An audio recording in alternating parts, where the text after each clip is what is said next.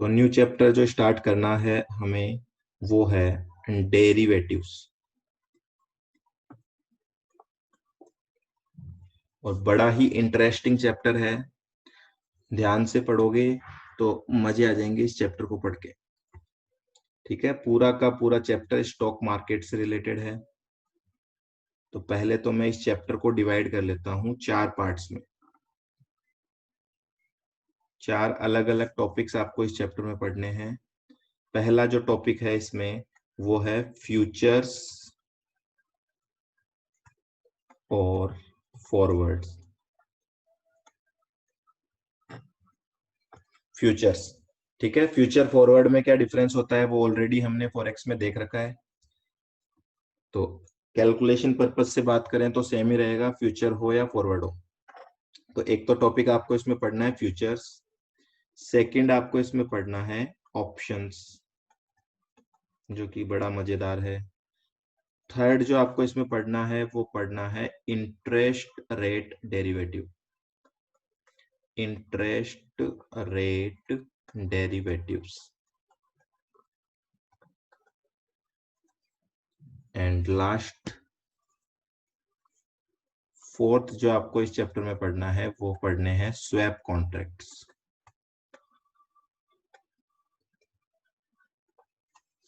ठीक है, तो कुल मिला के चार टॉपिक है इस चैप्टर में, या आप बोल सकते हो चार अलग अलग तरीके डेरिवेटिव पढ़ने हैं आपको। तो चार चैप्टर मान लो आप चाहे, तो आपके लिए थोड़ा कंटेंट छोटा हो जाएगा। ओके,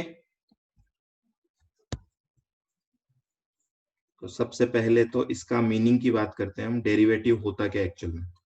ये जो डेरिवेटिव शब्द है वो होता क्या है। Derivative means any instrument that derives its value from an underlying asset। ठीक है, तो ये तो इसका टेक्निकल मीनिंग है, एक बार इसको नोट करो फटाफट। डेरिवेटिव के चार हिस्से करो और इसका मीनिंग नोट करो, फिर उसके बाद डिस्कस करते हैं। पर एक चीज जरूर है, ये chapter is most interesting chapter.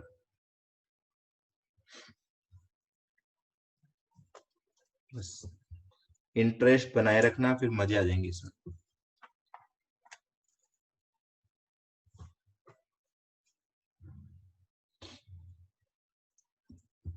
हो गया नोट।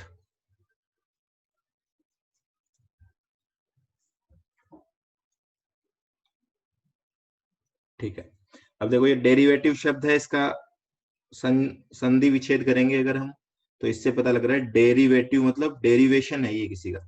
डिराइव, जो अपनी वैल्यू डिराइव करता है कहीं और से। इसका मतलब हम बोल सकते हैं डेरिवेटिव अपने आप में कोई ऐसा प्रोडक्ट नहीं है, ये एक तरीके से एक शर्त है, या स्पेकुलेशन बोल सकते हो। एक शर्त लगा रहे हो आप किसी दूसरी चीज के ऊपर। फॉर एग्जाम्पल आप शर्त लगा रहे हो आज बारिश होगी या नहीं होगी। तो वो जो शर्त लग रही है, उस शर्त की वैल्यू किस पे डिपेंड करती है। वो डिपेंड करती है बारिश के ऊपर, कि बारिश होगी या नहीं होगी। तो जितनी भी शर्त होती है वो सारी की सारी डेरिवेटिव्स कहला सकती है, क्योंकि इनकी जो वैल्यू है वो किसी दूसरी चीज पे डिपेंड कर रही है। तो इसी तरीके से अगर मैं आपको बोलूं कि रिलायंस का अगर कोई शेयर है ना, रिलायंस का अगर शेयर है और उस शेयर की जो प्राइस है वो चल रही है, मान लेते हैं अभी जो चल रही है लेटेस्ट वो शायद 2100 के अराउंड चल रही है। तो रिलायंस शेयर की जो प्राइस चल रही है वो चल रही है 2100 रुपीज के आसपास। ठीक है, अब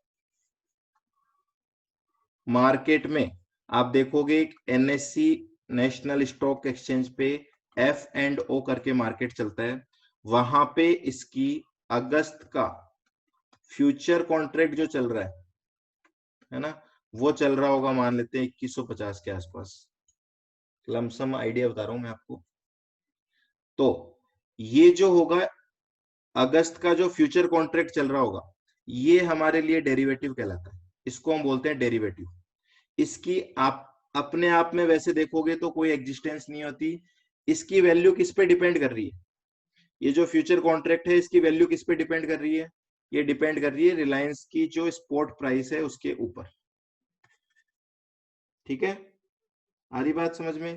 तो अब मैं आपको अगर ये बोलूं, अगर आपने रिलायंस का शेयर लिया है, ठीक है ना, if someone buys Reliance share, बताओ क्या होता है इसका इम्पैक्ट?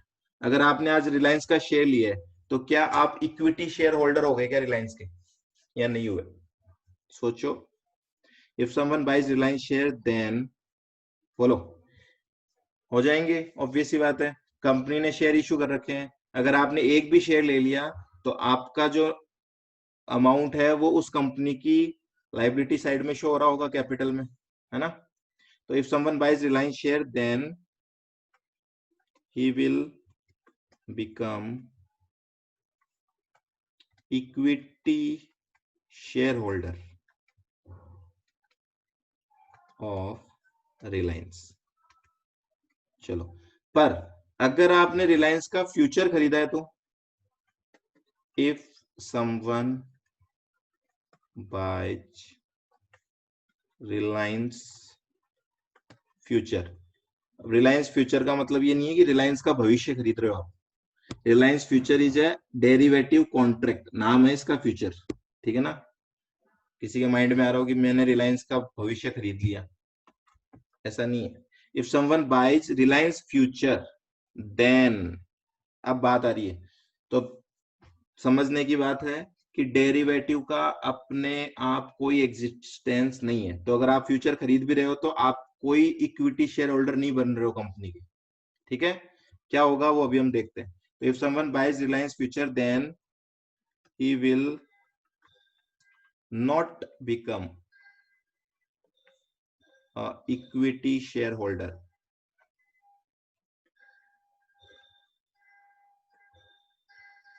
Of Reliance. क्या डिफरेंस है इसमें? एक्चुअल शेयर लेना, आप उसके शेयर होल्डर बन रहे हो। फ्यूचर ले रहे हो तो आप उसके शेयर होल्डर नहीं बन रहे हो। कुल मिला के मैं बोल सकता हूं ये जो काम है ये सट्टे का काम है, सट्टा, स्पेकुलेशन। गवर्नमेंट ने ये बनाया इसी के लिए कि किसी को प्रिडिक्शन करनी आती है तो वो करो, और सट्टा करके वो अर्निंग करना चाहता है तो कर सकता है। ठीक है, और मजे की बात है कि ये लीगल है। ठीक है ना? Cricket betting is illegal, but shares में अगर आप फ्यूचर्स में ट्रेडिंग करते हो तो दैट इज लीगल। चलो और आगे डिटेल में समझते हैं इसको। एक बार चैप्टर स्टार्ट करने से पहले थोड़ा सा आपको बेसिक पता होना चाहिए डेरिवेटिव, अदरवाइज जो मेन इसका क्रक्स है ना, वो एसेंस है, वो पकड़ में नहीं आएगा। हर शेयर का फ्यूचर होता है क्या? नहीं होता। ठीक है ना, हर शेयर का फ्यूचर नहीं होता, वो अभी हम समझ रहे हैं। शेयर का फ्यूचर क्या है? वो एक तरीके से सट्टे लगाने के लिए किसी ने प्रोडक्ट बना रखा है ना? अब मैं आपको पूछूं कि क्या आप हमेशा बारिश पे शर्त लगा सकते हो क्या? नहीं लगा सकते। कभी कोई होगा सामने लगाने वाला तो ही लगा पाओगे। ठीक है, तो अभी देखते हैं क्या डिफरेंस होता है। और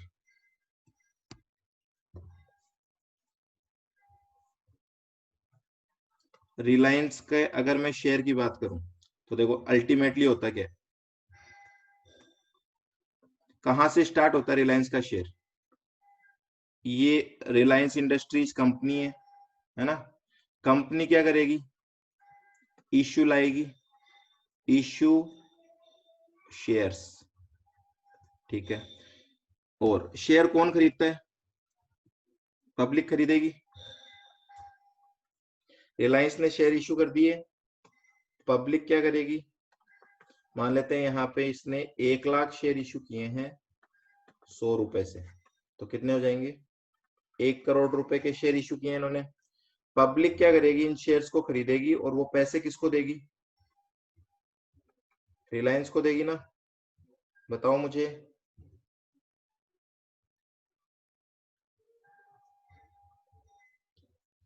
फटाफट आप क्लियर या ओके कुछ भी लिखते रहा करो ताकि पता लगे। यहाँ पे ये बात समझ में आ रही है, रिलायंस ने शेयर इशू किए हैं मार्केट में, पब्लिक ने शेयर खरीदे हैं और रिलायंस के पास पेमेंट आया, तो ये इसमें तो कोई इशू है नहीं। चलो 1 लाख शेयर रिलायंस ने इशू कर दिए और पब्लिक ने उन शेयर्स को खरीद के रिलायंस को पैसा दे दिया, तो रिलायंस के हाथ में 1 करोड़ रुपए आ गए, पब्लिक की जेब से 1 करोड़ रुपए चले गए।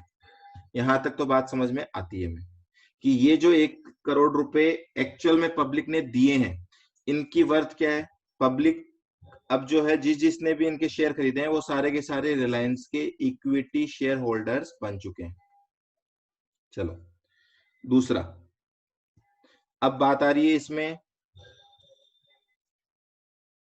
ए बी सी डी, एग्जाम्पल ले रहा हूं मैं। मान लेता हूं कि ये जो 1 करोड़ के शेयर खरीदे हैं, 1 लाख जो शेयर खरीदे थे वो ऐसे खरीदे थे, 30,000 शेयर ए ने खरीदे थे, 20,000 शेयर बी ने खरीदे थे, 40,000 शेयर सी ने खरीदे थे और 10,000 शेयर डी ने खरीदे थे।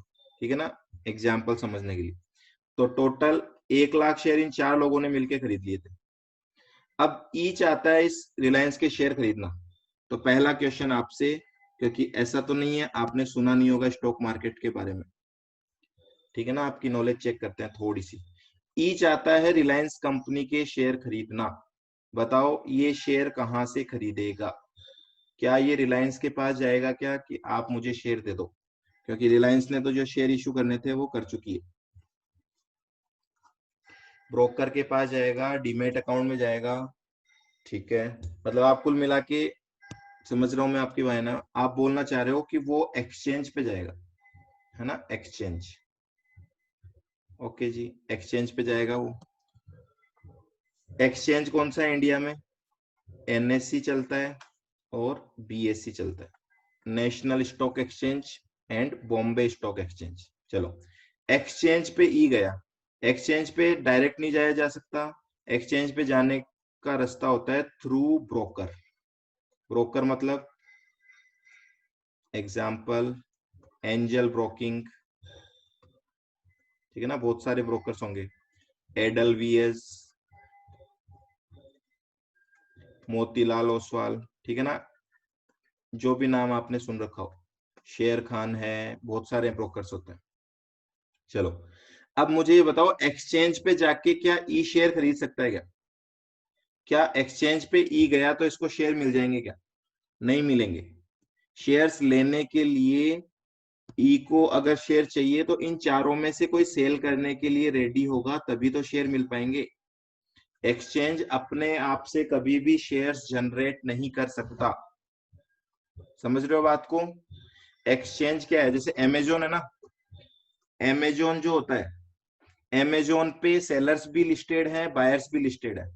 तो अगर मैं अमेजोन से कोई सामान खरीद रहा हूं तो क्या डायरेक्ट परचेज हो जाएगा क्या, या सामने कोई सेलर होगा तभी परचेज हो सकता है। आधी बात समझ में। जब भी किसी बायर को एक्सचेंज से कुछ खरीदना होगा तो वो तभी पॉसिबल है जब उसके सामने कोई सेलर एग्जिस्ट करता होगा। अगर कोई सेलर नहीं है मार्केट में तो बायर चाहकर भी शेयर्स परचेज नहीं कर सकता।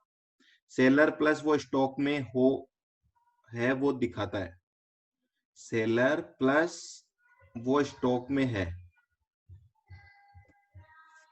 ठीक है ना। जो भी बोल रहे हो मेरे को समझ में नहीं आया, पर ये बात आपको समझ में आ गई। तो अब मैं बोल रहा हूं कि ए चाहता है अपना शेयर बेचना, चलो ये ए है, ये ए अपना शेयर बेचना चाहता है, ई रिलायंस का शेयर खरीदना चाहता है, तो ए भी एक्सचेंज पे जाएगा, ए एक्सचेंज पे जाएगा सेल करने के लिए, बी एक्सचेंज पे आएगा बाय करने के लिए। एक खास बात हमेशा ध्यान रखनी है, ना ई ए को जानता है और ना ए ई को जानता है। मतलब जब भी एक्सचेंज पे डीलिंग होती है तो बायर एंड सेलर,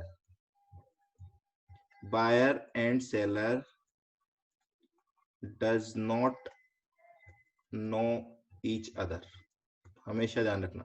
कभी भी आप शेयर खरीदोगे तो आपको नहीं पता कि शेयर किसने बेचा है, आपको शेयर कौन देगा, एक्सचेंज वाला देगा।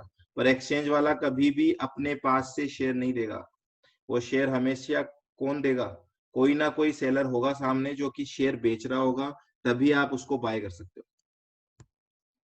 क्लियर यहाँ पे? इतनी बात समझ में आ गई क्या आपको? चलो नेक्स्ट मैं बात कर रहा हूँ। देखो ए ने कितने शेयर खरीदे थे? 30,000 शेयर खरीदे थे ए ने, है ना? और 100 रुपए का एक शेयर था इसका, मतलब 30 लाख रुपए के शेयर इसने खरीद रखे थे।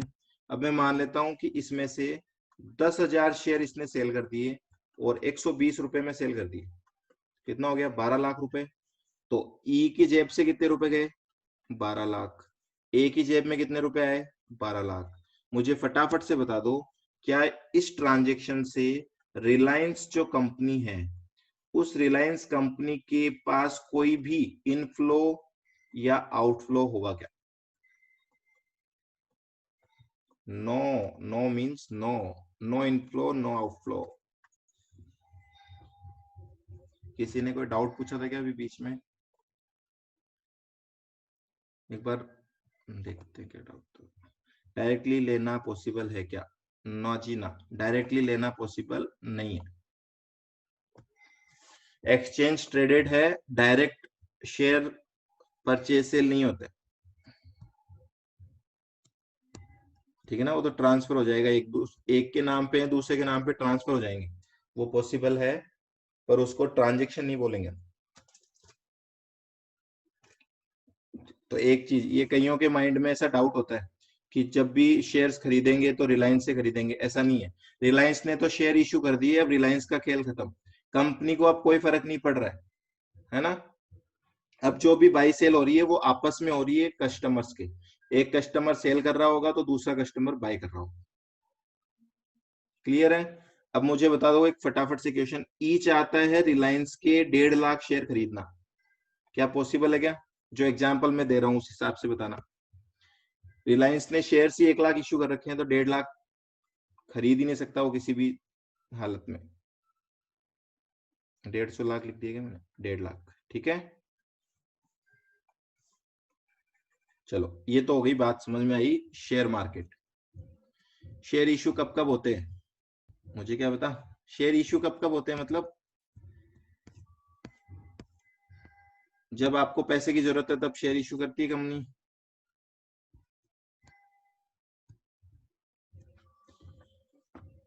चलो जी, अब बात आ रही है, ये तो था कि शेयर मार्केट में शेयर्स परचेज सेल करने का क्या सिस्टम है।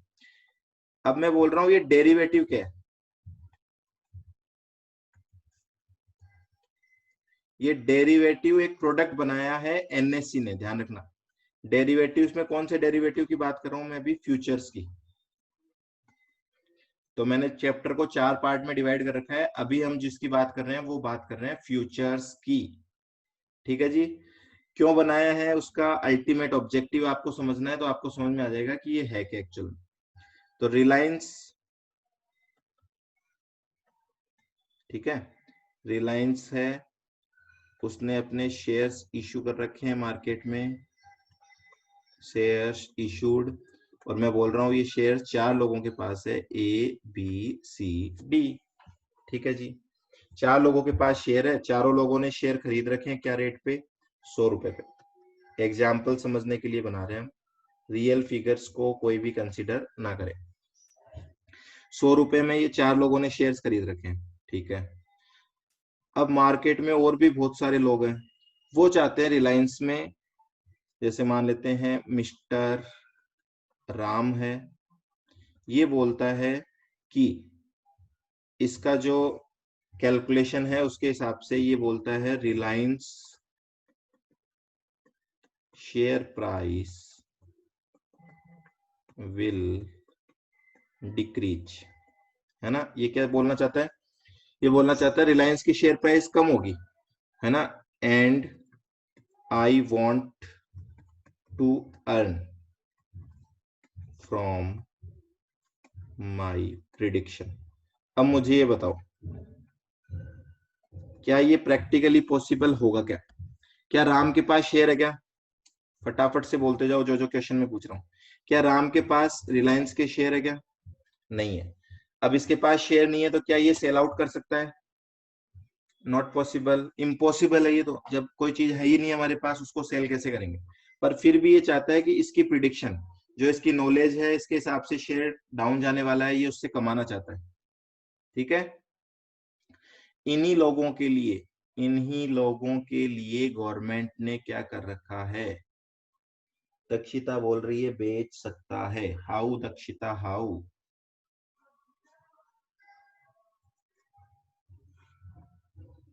ब्रोकर बन जाएगा इनका।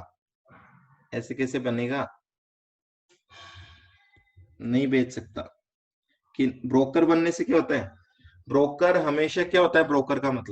ब्रोकर का मतलब होता है कि दो लोगों को मिलाने वाला। अपन ने पढ़ा था ना फॉरेक्स में, फॉरेक्स में कहा पढ़ा था हमने? फॉरेक्स में तो हमने डेरिवेटिव पढ़ा है। अभी तो मैं डेरिवेटिव स्टार्ट करा रहा हूं। अभी तो मैं रिलायंस के शेयर्स की बात कर रहा हूं। हाँ जी। वो जो सिंगल डे ट्रेड है उसको छोड़ो अभी, वो तो अभी हम बात कर रहे हैं ना धीरे धीरे।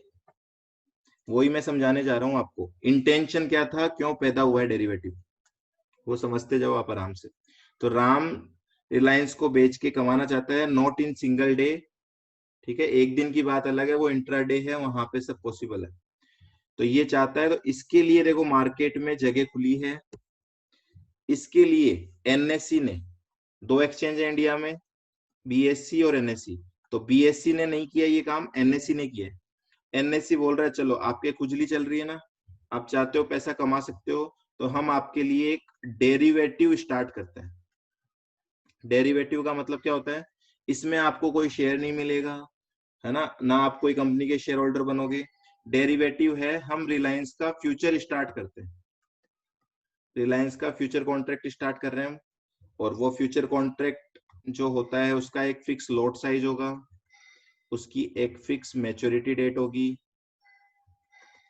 ठीक है, ये सब चीजें क्या होती है ये भी देखते हैं अभी।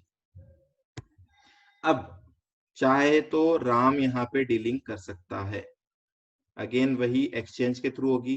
पर अगेन वही चीज ध्यान रखनी है, राम क्या चाहता है? राम चाहता है कि इसके फ्यूचर को वो क्या करना चाहता है? सेल। पर अगेन वही बात आ रही है, ये तभी सेल कर पाएगा, ये तभी पॉसिबल है जब सामने कोई बायर होगा। आ रही है बात समझ में? फ्यूचर बाई करने वाला अगर कोई होगा ना, एनीवन, तभी पॉसिबल है। मतलब चाहे शेयर की ट्रांजेक्शन हो या फिर डेरिवेटिव की ट्रांजेक्शन हो, वो तभी पॉसिबल है जब उसमें बायर और सेलर दो पार्टी होगी, अदरवाइज इट इज इम्पॉसिबल। पर इतना बड़ा मार्केट है, इतनी बड़ी कंट्री है, तो नॉर्मली कभी ऐसा होता नहीं है। बहुत रेयरली ऐसा होता है कि बड़ी स्क्रिप्ट में कोई बायर सेलर ना हो, छोटे मोटे शेयर होंगे तो ऐसा हो जाता है। ठीक है जी, आ रही बात समझ में? तो डेरिवेटिव बनाने के पीछे जो इंटेंशन है वो आप ये लेके चल सकते हो कि मार्केट में एक नया बिजनेस स्टार्ट हुआ है। क्योंकि शेयर्स खरीदने में शेयर होल्डर बन जाते हो आप कंपनी के, तो नॉर्मली जिन लोगों के पास शेयर है वो अपने शेयर्स बाहर नहीं निकालते।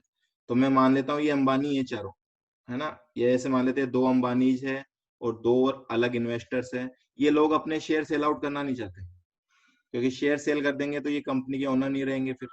तो ऐसी कंडीशन में एक नया प्रोडक्ट इंट्रोड्यूस हो गया। ये प्रोडक्ट का काम ही क्या है? अगर आपको लगता है कुछ प्लस माइनस कि आप प्रिडिक्ट कर सकते हो, तो आप डेरिवेटिव्स में अपना गेम खेल सकते हो। कंपनी को ऑब्जेक्शन नहीं होता क्या? तो मैंने इसीलिए तो आपको बोला था। अब मुझे बताओ इस ट्रांजेक्शन से क्या रिलायंस को कोई फर्क पड़ेगा क्या? चलो बताओ। राम फ्यूचर सेल कर रहा है, और यहाँ पे कुछ और नाम लिख देते हैं, कोई भी XYZ, वो फ्यूचर बाय कर रहा है। रिलायंस का इसके ऊपर कोई इम्पैक्ट ही नहीं है ना? तो इसीलिए मैं आपको बोल रहा हूँ डेरिवेटिव जो प्रोडक्ट है वो अपने आप में कुछ नहीं है, वो एक शर्त है ना? डेरिवेटिव मतलब आप शर्त लगा रहे हो। राम बोल रहा है मैं फ्यूचर सेल कर रहा हूँ, क्यों? मुझे लग रहा है कि शेयर डाउन होगा। कोई दूसरा खरीद रहा होगा तो उसको क्या लग रहा होगा? शेयर बढ़ेगा। ऐसा तो कोई आदमी होगा नहीं ना हिंदुस्तान में, आपने देखा हो कि आपको लग रहा है रिलायंस का शेयर बढ़ेगा पर फिर भी आप उसको सेल कर रहे हो। तो हर लोगों की मेंटेलिटी अलग अलग होती है। कुछ को लगेगा बढ़ने वाला है तो वो खरीदेगा, कुछ को लगेगा गिरने वाला है तो वो सेल करेगा। अब आप बोलोगे सबको ही पता है कि बढ़ेगा, तो सबको पता है बढ़ेगा, तो कोई सेल करने के लिए रेडी नहीं है, तो आप खरीदोगे कहां से? ठीक है जी, आई यहां तक बात समझ में? यहां तक बात समझ में आ गई क्या? एनएससी में कंपनी खुद रजिस्टर करती होगी। वेट, एनएससी में कंपनी खुद रजिस्टर करती होगी तो ऑब्जेक्शन ऐसे भी क्यों करेगी? ना जी ना, कंपनी रजिस्टर नहीं कर रही है। अगेन ध्यान रखो, मैं आपको समझा रहा हूँ। देखो, रिलायंस ने जो शेयर्स इशू किए थे वो कंपनी ने खुद किए थे, है ना? बात समझना इसको। रिलायंस ने जो शेयर्स इशू किए थे वो कंपनी ने खुद ने किए थे, ठीक है?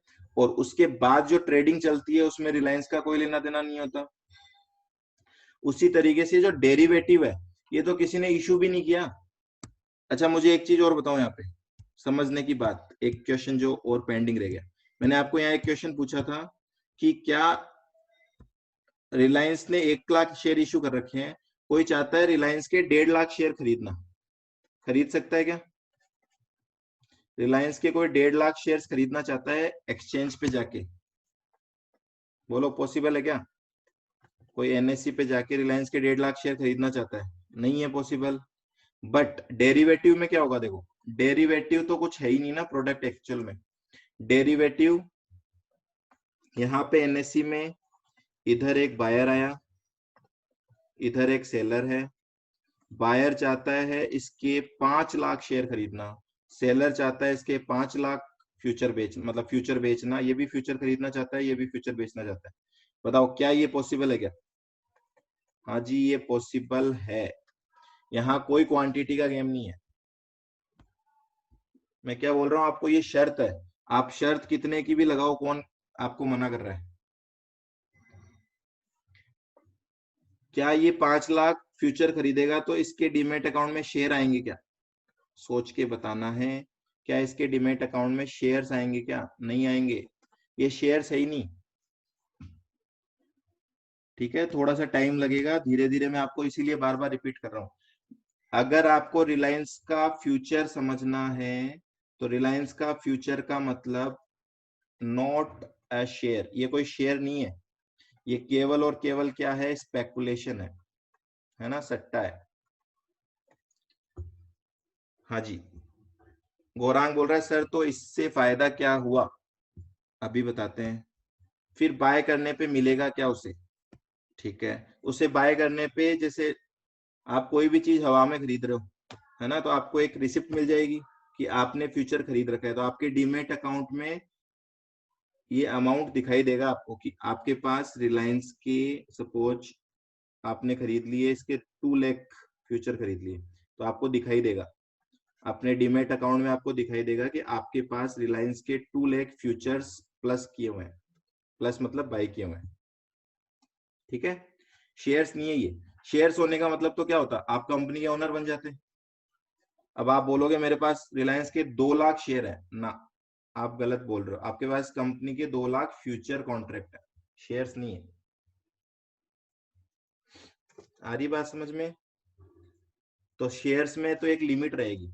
शेयर्स में क्या लिमिट रहेगी? जितने शेयर्स इश्यू हो रखे हैं उतने शेयर से ज्यादा डीलिंग पॉसिबल ही नहीं है। पर डेरिवेटिव में ऐसा कोई लिमिटेशन नहीं है। गौरांग बोल रहा है इससे फायदा क्या होगा? इससे फायदा मैंने बताया ना, यहाँ पे मैंने चालू इसी से किया था।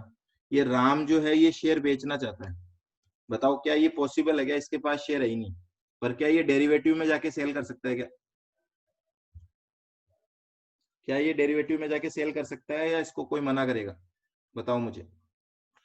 इसीलिए यही तो बेनिफिट है डेरिवेटिव का। डेरिवेटिव कुछ नहीं है, आप मन में एक फीलिंग ले आओ, डेरिवेटिव मींस सट्टा, या फिर डेरिवेटिव मींस आप क्या कर रहे हो, एक शर्त लगा रहे हो। और बायर भी आज ही कॉन्ट्रैक्ट करता है, मतलब आज ही कॉन्ट्रैक्ट करता हूं, और बायर पूरा लिखा करो, ऐसे मुझे पता नहीं लगता आप किस रेस्पेक्ट में बोल रहे हो।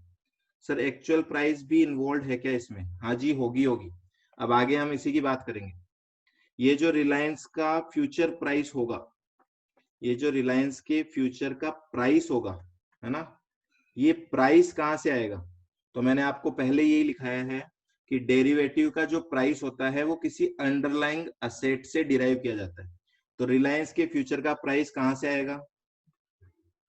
ये आएगा डिराइव्ड फ्रॉम रिलायंस की स्पॉट प्राइस से, है ना? तो इसका डायरेक्ट कनेक्शन होगा।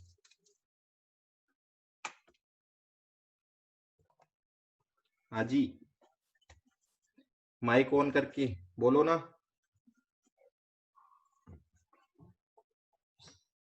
देखो चैप्टर अभी कुछ भी स्टार्ट नहीं हुआ, मैं आपको केवल ये थोड़ा सा कंफर्टेबल कर रहा हूँ कि एक्चुअल में है क्या ये।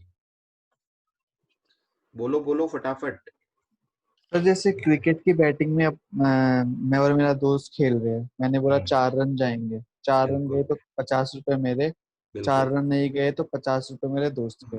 बिल्कुल। तो इसी तरह मैंने प्रिडिक्ट करा फ्यूचर में हम्म, कि फ्यूचर में रिलायंस का शेयर बढ़ेगा, और हम्म, मेरे फ्रेंड किसी और थर्ड पार्टी ने प्रिडिक्ट करा कि ये फ्यूचर में घटेगा। रिलायंस का शेयर घटेगा। ठीक है।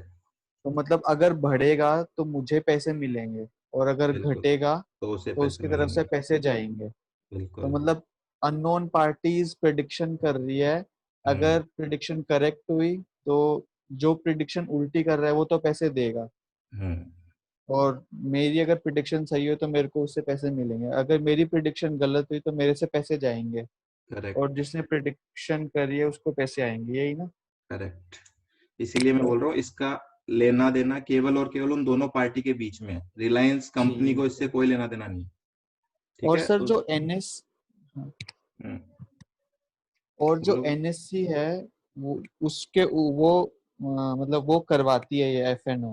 वो करवाती है तो वो उसके चार्जेस लेती है। तो जब भी आप ये ट्रांजेक्शन करोगे तो हम तो जैसे नॉर्मली पढ़ते हैं कि 100 रुपए में आपने लिया तो 100 रुपए जेब से जाएंगे। 100 नहीं जाते जेब से, है ना? 100 रुपए के पीछे जितने भी लोग इन्वॉल्व है, जो एक्सचेंज है वो हाँ एक्सचेंज अपने चार्जेस लेगा, जो ब्रोकर इन्वॉल्व है वो ब्रोकर अपना कमीशन लेगा। ठीक है। और जो गवर्नमेंट है वो गवर्नमेंट इस पे टैक्सेस लेगी। आपने सुना होगा सिक्योरिटी ट्रांजेक्शन टैक्स, हाँ हाँ हाँ। है ना? तो ये सारी चीजें, जितने लोग इसको कराने में इन्वॉल्व है वो सब अपना अपना पैसा छापेंगे इसमें। तो सर पैसा आज ही फ्रीज हो जाता है बैंक अकाउंट में? वो अलग चीज है, वो मार्जिन बेसिस पे चलता है, वो भी करेंगे डिस्कस, है ना? ओके पूरा सर, पैसा नहीं लगता फ्यूचर्स में। Thank you. ठीक है। और किसी को कोई डाउट? देखो प्रैक्टिकली अगर आपको स्टॉक मार्केट में जाना है या कुछ भी देखना है तो ये चीज तो सबसे इम्पोर्टेंट है, ये आपको पता होनी चाहिए। ठीक है। तो अभी तक जो मैंने बताया है वो मैं आपको ये समझाने की कोशिश कर रहा हूँ कि डेरिवेटिव जो इंस्ट्रूमेंट है उससे आपको एक्चुअल में कोई भी ओनरशिप नहीं मिलने वाली है। पहले तो इसके लिए फटाफट से ओके बोलो। क्या ये बात आपके समझ में आ गई क्या? एक्चुअल में ओनरशिप नहीं मिलेगी डेरिवेटिव परचेज करने से। सबको पता है ये? दो से ज्यादा भी हो सकते हैं क्या? बेटा क्वेश्चन पूरा लिखा करो। दो से ज्यादा भी, मुझे क्या पता आप किस चीज की पूछ रहे हो। क्या दो से ज्यादा हो सकते हैं? आप क्वेश्चन आराम से तसल्ली से लिखा करो पूरा पूरा, ऐसे कि कोई बच्चा भी पढ़े तो उसको समझ में आ जाए। पार्टीज दो से ज्यादा हो सकती है ना, क्यों नहीं हो सकती है? तो हम समझने के लिए लिख रहे हैं दो पार्टी। हजारों पार्टी हो सकती है, करोड़ों पार्टी हो सकती है। ठीक है। पर आपस में जब ट्रांजेक्शन होगी तो दो ही पार्टी होगी हमेशा। एक बाई कर रहा होगा तो दूसरा कोई ना कोई सेल कर रहा होगा, कोई ना कोई, तभी वो ट्रांजेक्शन होगी।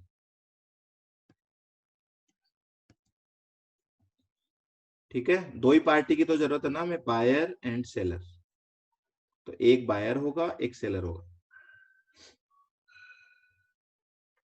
पर ऐसी अनलिमिटेड ट्रांजेक्शन होती है मार्केट में, एक सिंगल ट्रांजेक्शन थोड़ी होती है। एक बायर है वो 100 रुपए में खरीद रहा होगा, एक बायर है वो 101 में खरीद रहा होगा, एक बायर है वो 102 में खरीद रहा होगा। तो जितनी बार बायर खरीदेगा उतनी ही बार सेलर बेच रहा होगा। सर कंसिडरेशन दो पार्टी से भी आ सकती है ना? हाँ आओ ना, क्या दिक्कत है?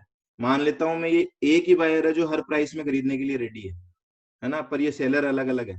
ये सेलर ये आर, ये कोई और है, ये 1 है, ये 2 है, ये 3 है। तो बायर एक ही हो गया, सेलर तीन हो गए। कुछ भी हो सकता है। इंपॉर्टेंट पॉइंट क्या है? बायर सेलर अब एक दूसरे को नहीं जानते। ठीक है ना। ये सारी ट्रांजेक्शन एक्सचेंज के थ्रू हो रही है, एनएससी के थ्रू हो रही है।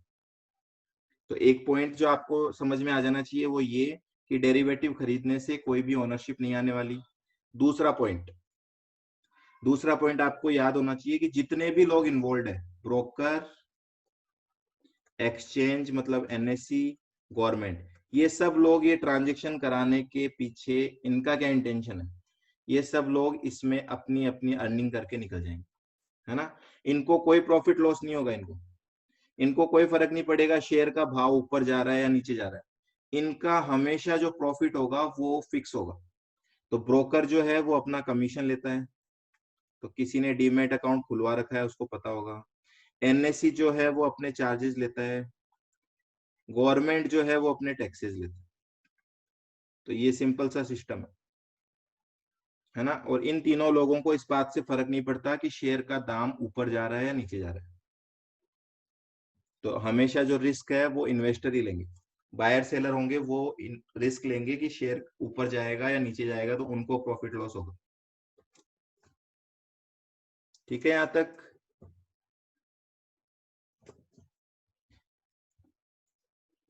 ओके,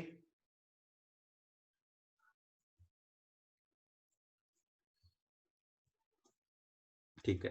अब एक एक्सरसाइज आपको देता हूं, अभी तो और पढ़ेंगे अभी इसमें आगे। एक चीज अभी बता रहा हूं, अभी आज क्लास होने के बाद जिसके पास ऐप है वो ऐप पे, अदरवाइज गूगल पे डाल देना मनी कंट्रोल। ठीक है, मनी कंट्रोल डालने के बाद उसमें आप जाना रिलायंस पे, उसमें कोड से जाया जाता है RIL लिख देना, उसमें आ जाएगा स्टॉक। उसमें जाके आप देखना शेयर की रेट आ रही होगी, प्लस उसका एक फ्यूचर्स से नाम से कहीं आपको दिखेगा वो देखना, और फ्यूचर्स में अगस्त दिख रहा होगा आपको। ठीक है, इस तरीके से एक बार जाके प्राइसिंग देखना तो आपको थोड़ा आइडिया रहेगा कि हाँ हमने रियल में फिगर्स देखी है। और हम कोशिश करेंगे नेक्स्ट क्लास में मनी कंट्रोल में ही चला के दिखा दूं आपको यहाँ। ठीक है यहाँ तक। अब आगे चलें। ये सारी चीज का हमारे कैलकुलेशन से कोई फर्क नहीं पड़ेगा, ये केवल और केवल मैं आपको एक्स्ट्रा कुछ फील हो जाए आपको इसलिए बता रहा हूं। चलो अब आ जाते हैं हम आगे। पार्ट 1 इस चैप्टर का स्टार्ट करना है हमें, और वो पार्ट 1 है आपका फ्यूचर्स। ठीक है, फ्यूचर्स क्या होते हैं? तो फ्यूचर सबसे पहले तो आप बोलोगे फ्यूचर्स का मतलब होता है डेरिवेटिव इंस्ट्रूमेंट्स। ठीक है, और वो डेरिवेटिव इंस्ट्रूमेंट्स में आगे पढ़ने से पहले हमें एक कंसेप्ट पढ़ना पड़ेगा, और वो कंसेप्ट है टाइम वैल्यू। ठीक है, तो सबसे पहले चीज जो आपको इस चैप्टर से पहले आनी चाहिए, तो कुछ को आती होगी कुछ को नहीं आती होगी, तो हम पहले उसको डिस्कस कर लेते हैं। Time value of money. किस किस ने सुन रखा है ये टॉपिक, पहले तो ये बताओ। तो आप ये मान लो कि इस चैप्टर से पहले आपको ये चीज आनी चाहिए, ये नहीं आएगी तो फिर दिक्कत हो जाएगी। सुना हुआ है, ठीक है जी, कोई इशू नहीं, अभी सुन लेते हैं पूरा। टाइम वैल्यू ऑफ मनी क्या होती है? ठीक है, तो चैप्टर इसके बाद स्टार्ट होगा, आप इंट्रोडक्शन में लिख सकते हो इस चैप्टर के इंट्रोडक्शन में कि टाइम वैल्यू आपको आना चाहिए। अब देखो होता क्या है टाइम वैल्यू में। टाइम वैल्यू का मतलब होता है आज अगर आपके पास 1 लाख रुपए पड़े हैं तो वो टाइम के साथ साथ इंक्रीज होते जाएंगे। ठीक है, कैसे इंक्रीज होंगे? ड्यू टू इंटरेस्ट कॉस्ट बोल सकते हो, या फिर उसको टाइम वैल्यू बोलते हैं। तो for example this is today and this is 1 year later, 1 साल बाद। अगर मेरे पास आज 1 लाख रुपए बैंक में पड़े हैं, ठीक है, तो वो 1 साल बाद बताओ क्या 1 लाख ही रहेंगे या 1 लाख से कुछ ज्यादा हो जाएंगे? बोलो बोलो, ज्यादा हो जाएंगे। ऑब्वियस सी बात है, क्यों ज्यादा हो जाएंगे बताओ मुझे। इस 1 लाख में क्या इंक्रीज होगा? इसमें प्लस हो जाएगा इंटरेस्ट। ठीक है, इसी को क्या बोलते हैं? इसी को तो बोलते हैं टाइम वैल्यू। 1 लाख में उसकी टाइम वैल्यू इंक्रीज हो जाएगी, तो जितना ज्यादा टाइम होगा उतनी ही ज्यादा उसकी टाइम वैल्यू होगी।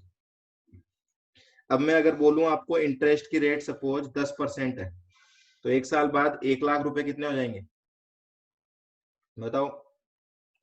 How much will be the amount? 1,10,000 हो जाएगी, but it depends upon compounding. आपका आंसर वैसे सही है, अगर कुछ भी नहीं बोलूं मैं तो आपका आंसर इज परफेक्ट, बट वो कितना हो जाएगा सम, वो डिपेंड किस पे करता है, ये डिपेंड करता है, डिपेंड्स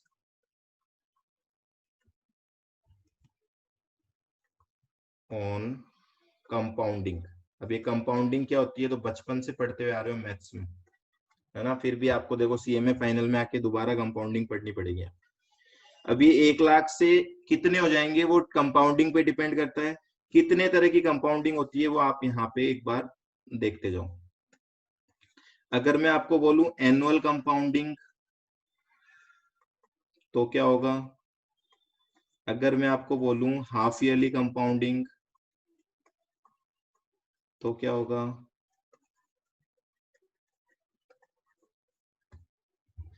अगर मैं आपको बोलूं मंथली कंपाउंडिंग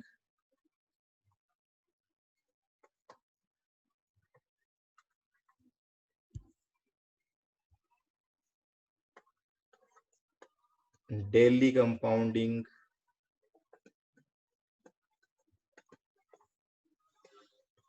और कंटिन्यूअस कंपाउंडिंग, चलो इतना बहुत है, ठीक है जी।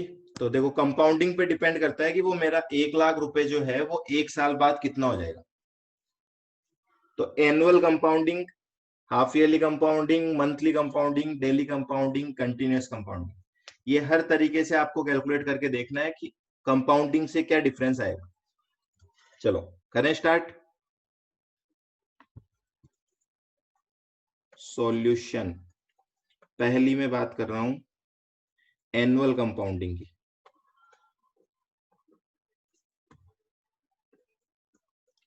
किसी को फॉर्मूला पता है क्या, कंपाउंड इंटरेस्ट का फॉर्मूला कौन बताएगा, फटाफट से बताओ। वैसे तो सबको आता होगा, इतना तो मैं भी श्योर हूं। तो देखो मैं यहाँ पे बोलूंगा future value is equals to present value bracket में 1 + i⁴n, बस सिंपल। तो देखो प्रेजेंट वैल्यू कितनी थी 1 लाख, ब्रैकेट में 1 + i कितना था 0.10 और पावर कितनी लगेगी 1। एनुअल कंपाउंडिंग है तो पावर 1 आ जाएगी, 1 साल है तो 1। Very good. कितना आएगा आंसर बताओ अब यहाँ पे, 1,10,000 आ जाएगा यहाँ पे। तो एनुअल कंपाउंडिंग है तो एक ही बार कंपाउंडिंग होगी। दूसरा, अगर हाफ ईयरली कंपाउंडिंग है तो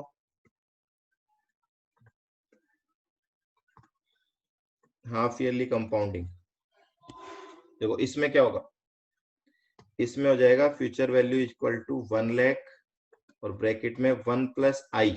अब i जो होगी ना वो 10% डिवाइड बाई 2 करना पड़ेगा, या आप ऐसे बोल सकते हो डिवाइड बाई 12 × 6, तो 6 महीने की रेट हो गई है। और कंपाउंडिंग कितनी बार होगी, 2 बार। सबको पता है कि ये चीज,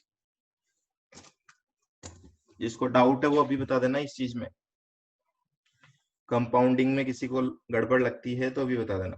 मैं ये मान के चल रहा हूँ कि ये बेसिक कंपाउंडिंग तो आपको आती होगी। बताओ इससे कितनी आएगा आंसर,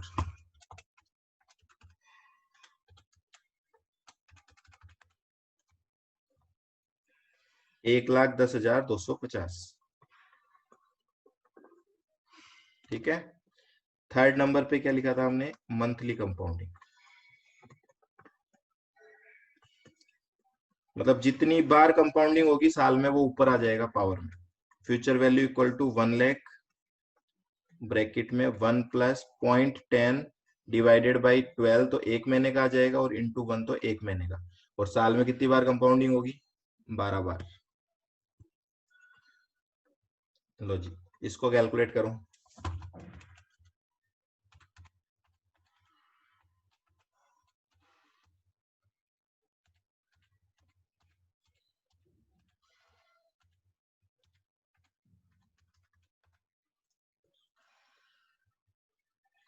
1,10,471। अरे बाकी लोग भी दो ना जवाब।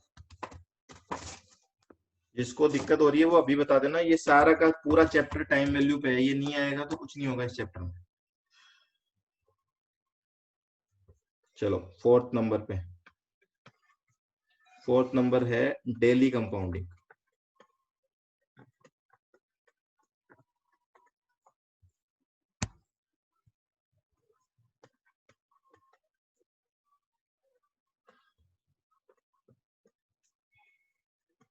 यहाँ पे क्या रेट आएगी देखो, 0.10 डिवाइडेड बाई 365 करेंगे तो एक दिन की रेट आएगी। डेली कंपाउंडिंग है तो रेट एक दिन की लिखनी है हमें, ये एक दिन की रेट हो गई। कितनी बार साल में कंपाउंडिंग होगी, 365 टाइम्स। हैंड्स दुख जाएंगे। अरे तो एक ब्रह्मास्त्र बता रखा है ना आप लोगों को, 12 टाइम्स अंडर रूट वाला वो करो ना। किसी भी पावर को सोल्व करने के लिए ये वाला एक शॉर्टकट बता रखा है ना, 12 टाइम्स अंडर रूट करो, फिर -1 करो, फिर इंटू पावर करो, फिर +1 करो, और फिर इंटू इक्वल टू करो 12 टाइम्स। ये वाला ट्रिक लगाओ यहाँ पे, तो आपको पावर जल्दी सोल्व हो जाएगी। ऐसे बार बार में क्लिक करके 365 बार थोड़ी दबाना है। ये ट्रिक में अभी भी कोई कच्चा है क्या? ये तो इस चैप्टर में आपको लगभग लगभग फ्यूचर वाले हर क्वेश्चन में करना पड़ेगा, ये वाले ट्रिक से आंसर निकालना। 1,10,512 आंसर आ रहा है। बाकी लोगों का फटाफट से बताओ, किसी को दिक्कत है तो बताओ।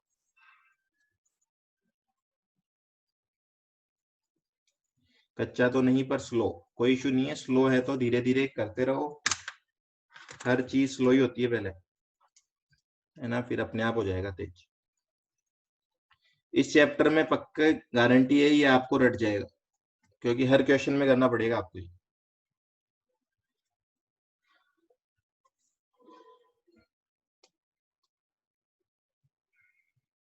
हो गया सबका?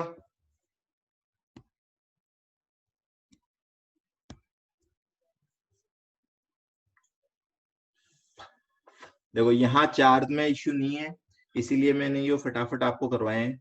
ये सबको आते हैं, यहाँ पे केवल और केवल रेट चेंज करते जाओ और पावर चेंज करते जाओ। ये जो फिफ्थ वाला कंसेप्ट है वो मोस्ट इंपोर्टेंट है, और वही इस चैप्टर में पूरा काम आने वाला है। कौन सा है फिफ्थ वाला? Fifth is continuous compounding. कुछ लोगों ने स्कूल में पढ़ा होगा, कुछ लोगों ने नहीं पढ़ा होगा, ठीक है, कोई फर्क नहीं पड़ता। यहाँ दोबारा देखो, कंटिन्यूअस कंपाउंडिंग मतलब क्या? पल पल कंपाउंडिंग, मतलब हर पल, जैसे पलक झपकी कंपाउंडिंग हो गई। ऐसी कंपाउंडिंग के लिए स्पेशल ट्रिक लगानी पड़ेगी, ये वाला फॉर्मूला काम नहीं करेगा। तो यहाँ पे एक स्पेशल फॉर्मूला होता है, future value is equal to present value into E की पावर RT। ये अच्छे से लिख लेना, this is the basis of first chapter futures. Future value equal to present value into ERT। जैसे मैथ्स में पाई एक फिक्स वैल्यू होती है उसकी, वैसे ई की भी एक फिक्स वैल्यू होती है, वो यहाँ पे लिख लेना, कॉपी के ऊपर लिख लेना, जहां आपको लिखना है वहां लिख लेना, 2.71828। ये ई की वैल्यू है, हमेशा फिक्स रहेगी, ठीक है। अब इसको कैलकुलेशन कैसे करना है देखो, present value 1 lakh into E की पावर RT। ई कितना है? 2.71828। आर कितना है कौन बताएगा? रेट कितनी है क्वेश्चन में? What is the rate? 10%। और 10% को कैसे लिखोगे आप? 0.10। टी, टाइम कितना है क्वेश्चन में?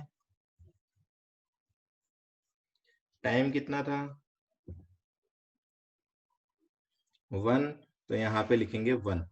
स्पेशल चीज जो ध्यान रखनी है वो हमेशा, ये जो टी है, ये जो टी है, ये हमेशा ईयर्स में लिखा जाता है, ठीक है।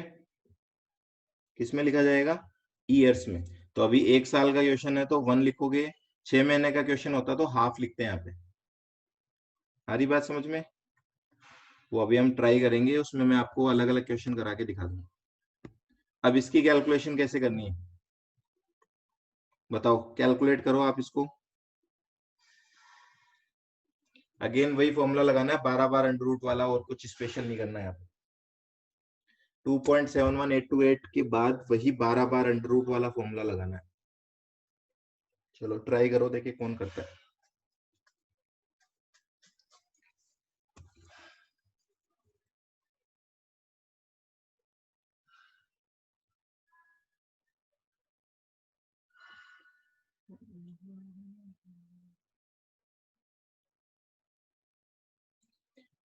एक लाख 10,518।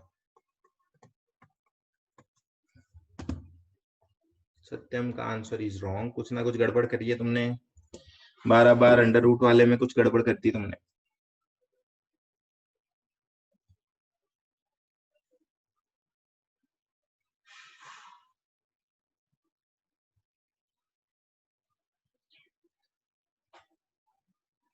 सबका आ गया पक्का? तो देखो कुल मिला के ये जो नया कंसेप्ट है, ये आपको अब देखना है कंटिन्यूअस कंपाउंडिंग वाला। तो इसकी एक दो क्वेश्चन में एक बार ट्राई करवा देता हूँ आपको, तो घर जाके थोड़ा सा और आप प्रैक्टिस करते रहना।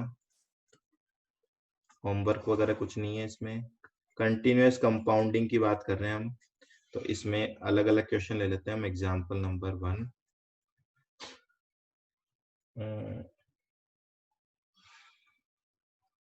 Present value 20,000 time 6 months, rate 8% पर एनम, कैलकुलेट फ्यूचर वैल्यू। चलो करो सॉल्यूशन। देखो सॉल्यूशन करना है, future value equal to 20,000 bracket में 2.71828, ये ई की वैल्यू है। बताओ आर कितना आएगा यहाँ पे, कौन बताएगा आर कितना आएगा? Wrong wrong wrong wrong. R 8% ही आएगा, ठीक है, ध्यान रखना हमेशा। जो भी एनुअल रेट है वही आएगी यहाँ, 0.08। और टी कितना आएगा यहाँ पे? टी आएगा 6/12। ठीक है, 6/12 लिखोगे तो 1/2 हो जाएगा, 0.5 हो जाएगा अपने आप ही। मतलब आपको ये ईयर्स में लिखने हैं दोनों, तो आप कुल मिला के बोलोगे ये भी ईयरली लिखना है, ये भी ईयरली लिखना है। अब कर सकते हो इसको सोल्व, सोल्व करने में तो कोई दिक्कत ही नहीं है आपको। दोबारा बार बार बस वो 12 बार अंडर रूट वाली प्रैक्टिस आपको करनी पड़ेगी यहाँ पे। चलो करो फटाफट सोल्व करो उसको।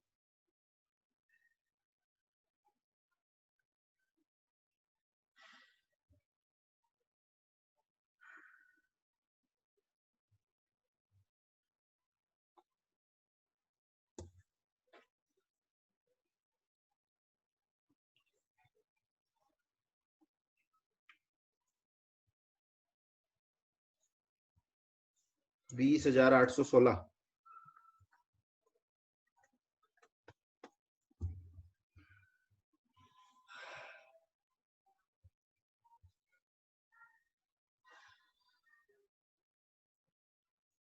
ठीक है,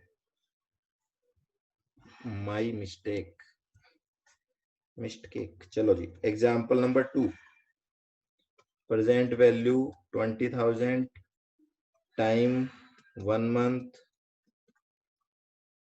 rate 12% per annum, calculate future value. करो देखे।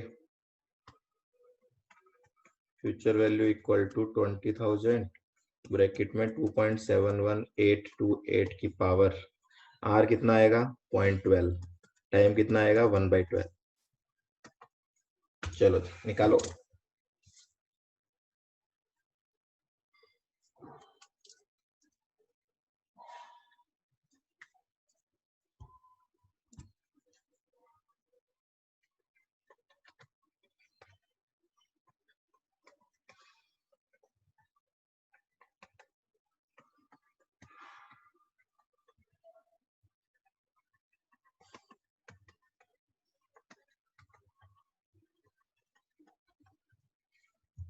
बीस हजार 201।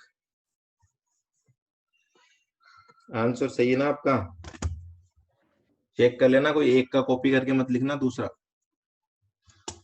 आप लोगों के सबके सेम आ रहे हैं इसीलिए राइट मान रहा हूँ मैं इसको। बाकी इतनी जल्दी निकाल रहे हो आप, प्रैक्टिस तो हो गई आपकी। चलो ये थर्ड वाला और निकाल के दिखाओ। थर्ड वाले में क्या करेंगे? Future value equal to 20,000 bracket में 2.71828 की पावर रेट 0.10 और टाइम जो है वो कर देंगे हम 60/365।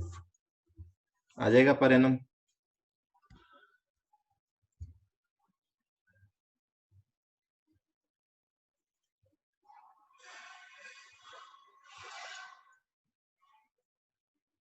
लो जी।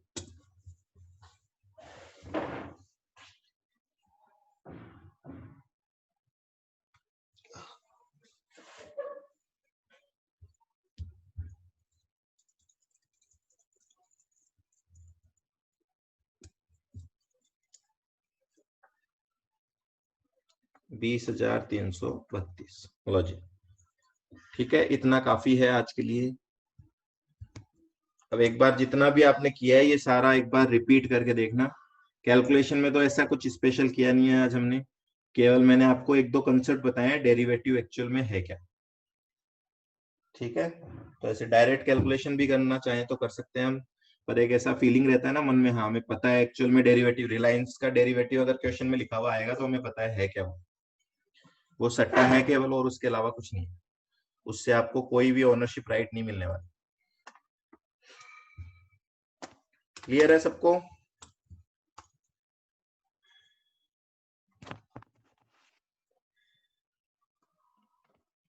चलो जी, आज के लिए फिर इतना ही दिमाग खाएंगे आपका।